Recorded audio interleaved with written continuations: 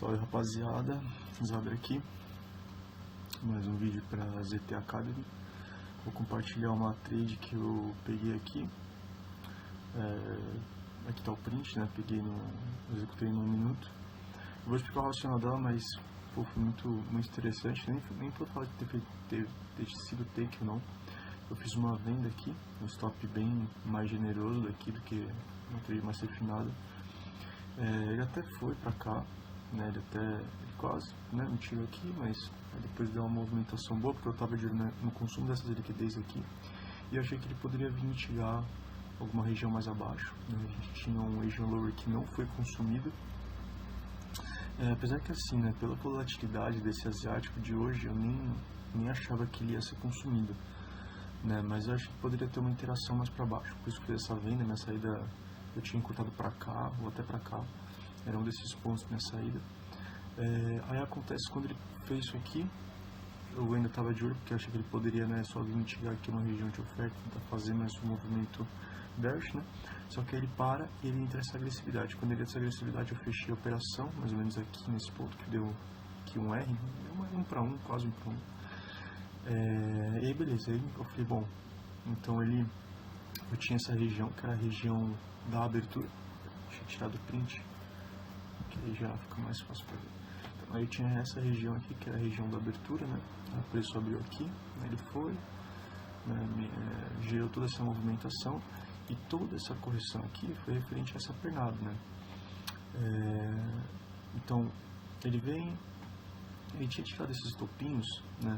E por isso que eu falei que eu achei que ele poderia vir para uma região mais bem precificada aqui. Deixa eu dar só um overall aqui no 4 horas para vocês verem. Aqui. Foi antes dessa pancada aqui, absurda, foi também notícia, né?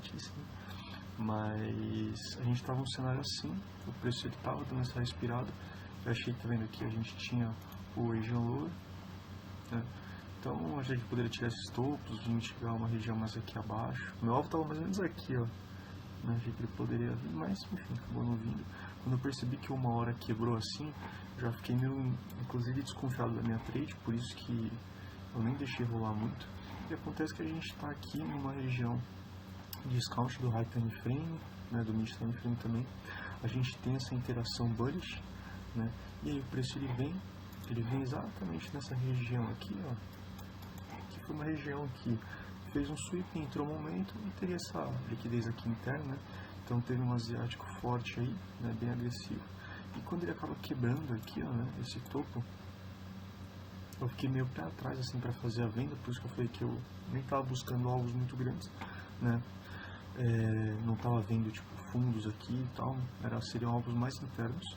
Só que aí o preço ele acabou segurando aqui e ele começou a fazer um realinhamento comprador. Foi quando, né, eu fechei a minha trade e troquei já o meu viés para compra, né? E aí acontece que, vamos lá, então aí o preço ele gera essa movimentação, né? E aqui a gente já teria um primeiro change of character, vamos assim, aqui teria o primeiro indício da perda da oferta, né? Porque essa oferta acabou gerando essa quebra bearish, né? E aí depois entra essa agressividade. Só que aí dentro desse cenário, né, vamos imaginar que a gente está por aqui mais ou menos. Dentro desse cenário, eu não vejo um sweep de liquidez interno, né? O que normalmente o Nasdaq às vezes acaba fazendo, ele vem ali numa força, né, ele faz uma reversão, e aí ele, né, vai criando uma leg e tal, aí depois sim ele tira, e aí ele realinha, né? Então, quando ele vai formando uma leg assim interna aqui, por mais que ele tenha tirado uma liquidez aqui, eu ainda queria ver mais um consumo de liquidez interna, né, para validar. Então, quando ele faz essa pernada aqui, eu não vejo algo claro de consumo de liquidez, né? Tinha essa região para ele vir, né, mitigar, que seria a extremidade. E até que ele perde aqui um momento e tal, vem ali cansado, aí sim, ele mitiga aqui. Só que nesse momento, ele não constrói um cenário dessa chain, tá vendo? Essa chain, ó, é diferente disso aqui, né? Então, quando o preço ele mitiga aqui, ele simplesmente empurrou para cima. Se o preço, né, em algum momento ele viesse aqui e começasse a se realinhar daqui, eu iria comprar por aqui. Só que ele veio, né, ficou nesse negócio cansado, ele veio, voltou para mais uma extremidade da leg. Aí ele faz isso aqui, desce, daí pode estar fazendo consumo interno, a gente não sabe se ele vai continuar caindo. Aí ele vem essa vela, né, que acaba, né, não quebrando aqui, mas invalidando essa região, vem essa vela, e aí sim vem essa aqui mitigando essa região aqui da extremidade e ainda fazendo a quebra, né, a quebra aqui interna. E aí eu já validei esse ponto, o stopzinho deixei aqui, né, para mim não faria sentido deixar aqui, isso é mais uma questão de costume, já esse é um padrão que eu, pelo menos eu tenho um pouco de familiaridade com ele, então eu me senti confiante de reduzir, ainda mais quando o mercado ele tá assim bonitinho, diferente de quando ele está num cenário assim, ó, cheio de pavio, tá vendo? Então quando ele tá num cenário assim, cheio de pavio, aí ele faz FTC, aí ele tipo, tá fazendo esse fundinho, eu não sei se isso é meio nítido, pelo menos pra mim é, ó, tá vendo aqui, você vê uma escadinha, você vê o preço respirando, aqui fazendo outra escadinha, aqui tipo, você vê pancadas que, pô, não, assim, não tem uma tinzinha assim formada bonitinha, né? E nem sempre vai ter, tá?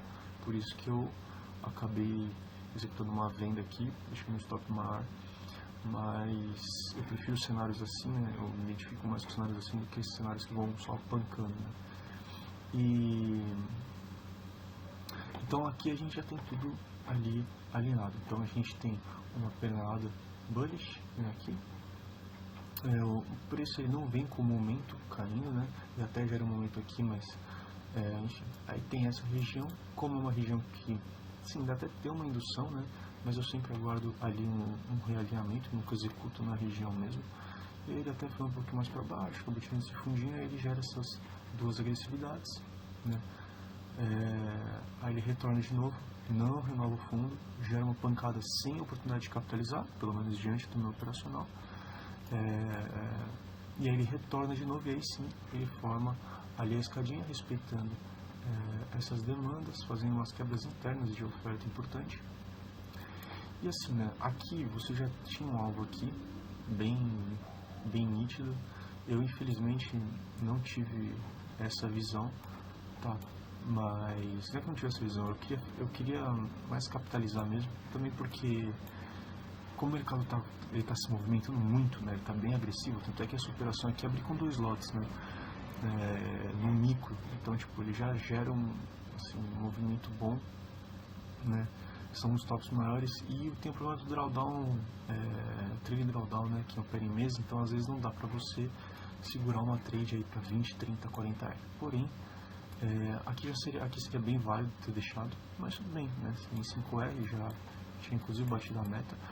Só que essa é uma trade que agora fazendo uma análise um pouco mais, assim, né, fazendo aquelas trades mais interessantes. Aqui a gente tem uma pernada do 15 minutos, né, deixa eu deixar assim.